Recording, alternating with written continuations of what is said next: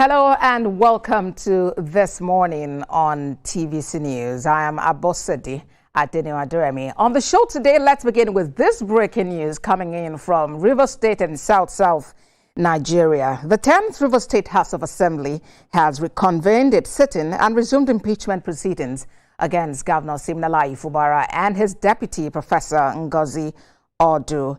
They're relying on Section 188, subsection 3 of the 1999 Constitution of the Federal Republic of Nigeria as amended.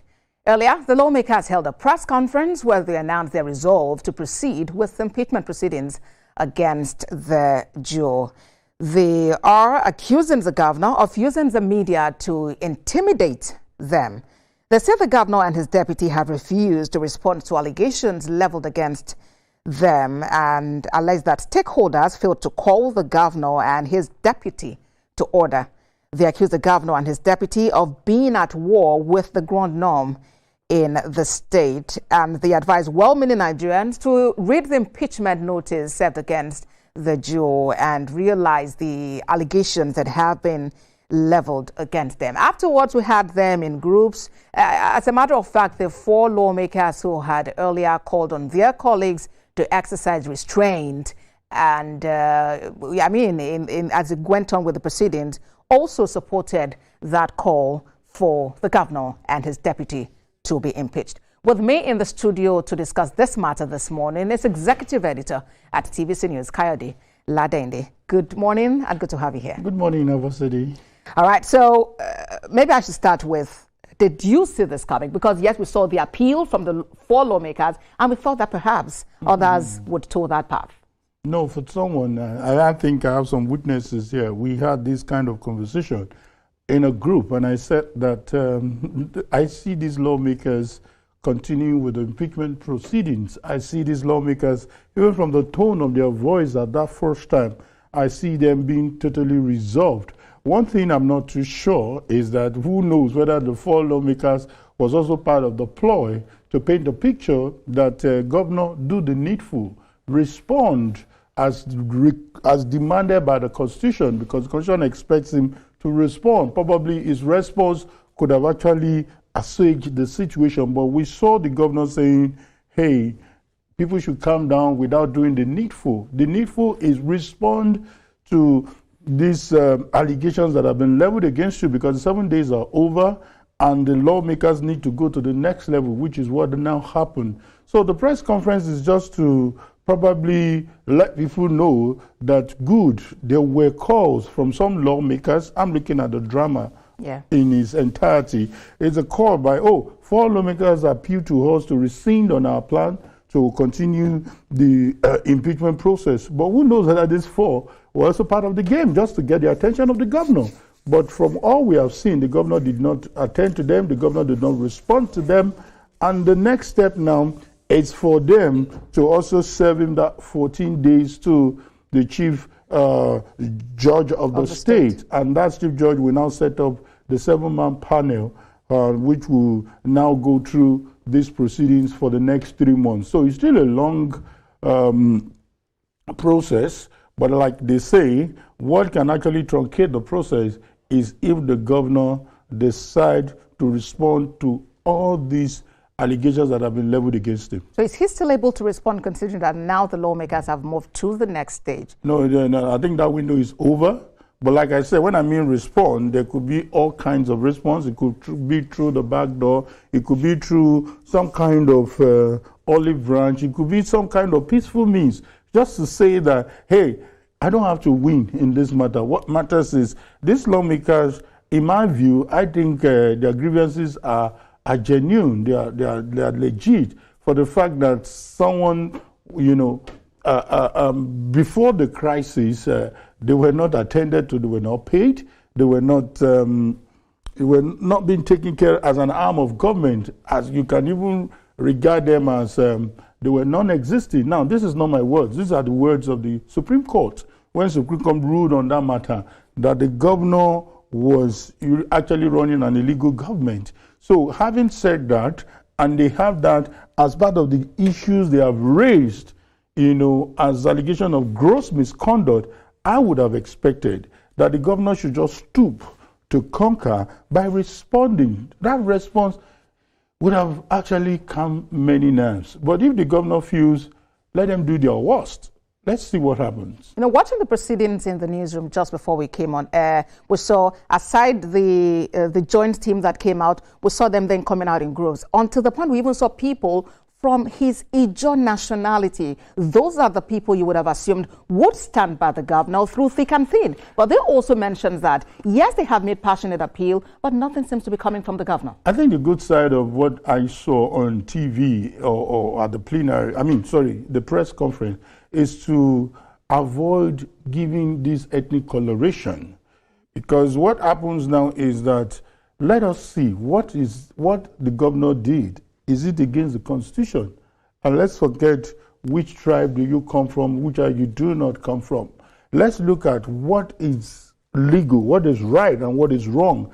And in my view, I think that's the point that the press conference is addressing, because the press conference is not part of the impeachment process. Yeah. But the press conference is trying to also appeal to the populace, to appeal to those who are watching the whole drama, that this is not an attack on a Ijaw person. This is probably a case of a governor coming from wherever he comes from, but is he doing the right thing? Is he following the Constitution? That's what I see.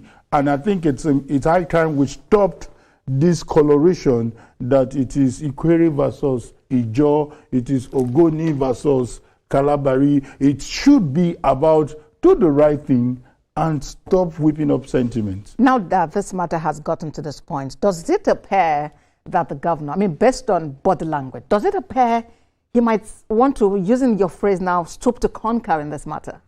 As much as I wouldn't want to speculate, I don't know what is in his mind. I don't know who is speaking to him. I don't know who is advising him. I don't know who is, trying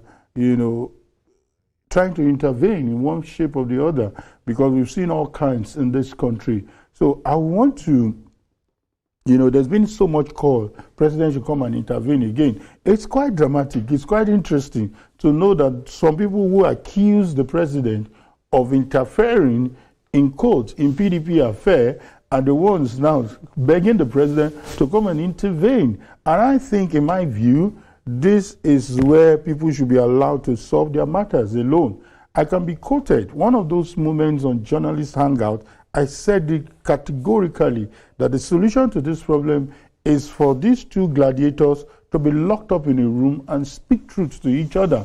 But as long as there's a third party, as long as there are some Rivers elders, as long as there are some boys in quote coming into this matter, trust me, this problem is going to be escalated. And for me, I feel that trouble was revisited when this state of emergency was ended and they refused to do the needful. Trust me, I can do everything possible to bring husband and wife together, to solve their issues together. But if two of them do not sit down to say, hey, I think I need to give in here, you need to give in here, we need to come together, I need to meet you halfway, you need to meet me halfway, trust me, who do not know, those people who do not know how this marriage was consummated cannot solve the problem. Who knows why Wike, chose Fubara in the first instance? Who knows why some other people who felt they've served Wike more than Fubara, they've done a whole lot of loyalty card, so to say, to Wike, and they were not picked, and Fubara was picked.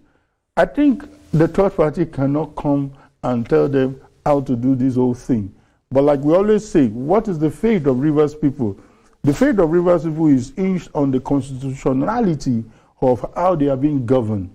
The governor should bear in mind that even if the people love you, you hold it to the Constitution that you have sworn oath to, that you abide by the Constitution. So I feel that whatever has happened today, in my view, there is no unconstitutionality in it at all. All right, let's open the phone lines and see if we can get a few comments from viewers out there on what they think about what is happening in Rivers State. Over the past few days, especially since the 8th of January, when the proceedings, began in the House of Assembly, we've heard all sorts of comments, those who were for, those who were against. But usually it will be about just taking sides. We really need to talk about Rivers people. Where do they stand in all of this? And back, if we take a flashback to 2023, the elections held, you saw the jubilation, you saw the camaraderie between the governor-elect then, and his godfather who was then incumbent.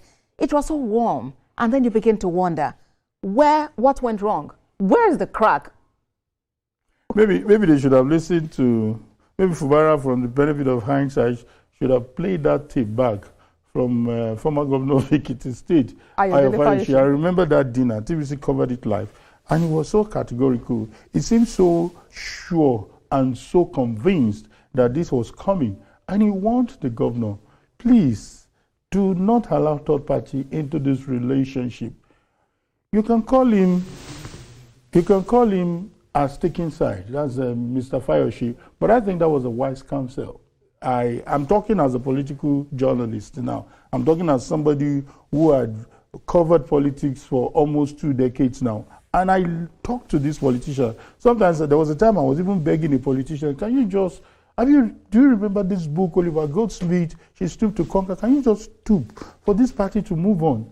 And he told me off camera, I don't want to mention his name. Yeah. He said, Kay, if I decide to stoop, they will match me down and they will crunch me, they will crumble me. But it just tells you their mindset. They don't want to be seen as being wrong. They want to be right all the time. But the principle of life does not support that law of power that people are holding on to. Because one thing the law of power has not properly taught them is that when you fall alone. Those people who are telling you, keep fighting, may not be there. And I felt Fubara learned his lessons, in the process of state of emergency, when he says people should stop this flattery, people should stop praising him, and people should stop telling him to fight Wiki. I thought that was a genuine concern, but I didn't know that it was more of, I'm not going to stoop. I'm not going to agree to all these things. Okay, we have a caller on the line. Good morning and welcome to the program. Good morning, Abosede. Good morning to my brother. I'm happy my brother is here now. We have discussed this on journalist anger on many occasions. You can imagine the governor this month, I'm sorry that his committee is a member of cabinet. They told Nigeria that they have approved 1.something trillion budget in the cabinet, so not in the House of Assembly. And you want the House of Assembly to follow the machine? The governor told us so that his mind is no longer in the governorship seat. That is no longer interested in that place. So, and the governor is playing games. And no salary for the House of Assembly members. They have families. They have children. Despite Supreme Court judgment. And this is a government that knows that any get to Supreme Court now, he will be angry with the governor. Because with what he's doing. I don't know why people are still following the governor. Despite that he's not doing the needful. Christmas celebration, you can't invite the House of Assembly to come. And he's there. So they should impeach the man straight away. He's not interested in this government. We can't be playing talks like this with people's lives. Thank you. Ade, thank you very much for sharing your thoughts with us. All right, Kaide, we need to wrap this up now so we can begin another matter. Here is where we are. I know that when people talk about this matter, they bring up that issue of godfatherism, whether that's what is playing out. But I also understand that critical to this matter, even if godfatherism could be at fault on one end, you also talk about constitutionality of the processes of governance in the state. So here we are. How do you see this matter end? I'm not a prophet, but what we know from experience is that the setting up of panel might be a bit Herculean because we understand that the chief judge is not a pro-wicked person. People have speculated that he's more of pro-Fubara. But what is before the chief judge is whether the allegations of gross misconduct, they are lawful for him to toe the path of the law or toe the path of partisanship that is being on the side of the governor. So if he toes the path of the law, which is left for him to interpret, he will set up that panel, and the panel should do justice to what is applicable to the law. So how that will play out is something that we will keep watching and we'll keep following up. But like I said, we shouldn't have gotten to this stage if we decided to stoop to conquer. But maybe some people can stand up to conquer. So that's where we are at this stage. So I cannot say what will be the end of this matter, but it's still a long walk. Indeed. There's going to be 14 days and there's going to be 3 months before we can talk of whether someone is being impeached or someone continues. And while the process continues, I think it's also good to mention that since the number 1 and number 2 citizens of the state are involved in this impeachment, then definitely the call will then be on the number 3 citizen of that state to stand in acting capacity as governor. Before the next election. Before the next election. And that should be the Speaker of the State House of Assembly, Martin Amewule. We'll have our correspondent in Rivers State, Uche Okoro, join us across our bulletins from midday through 1 p.m. So please keep it on for TVC News because we'll have all of the updates for you. I must sincerely appreciate you, Kaidela Dene, for being here and My sharing pleasure. your wealth of experience with us. Thank you. Thank you so much. All right, you're watching This Morning. Let's take a moment. When we come back, we will talk about what has gone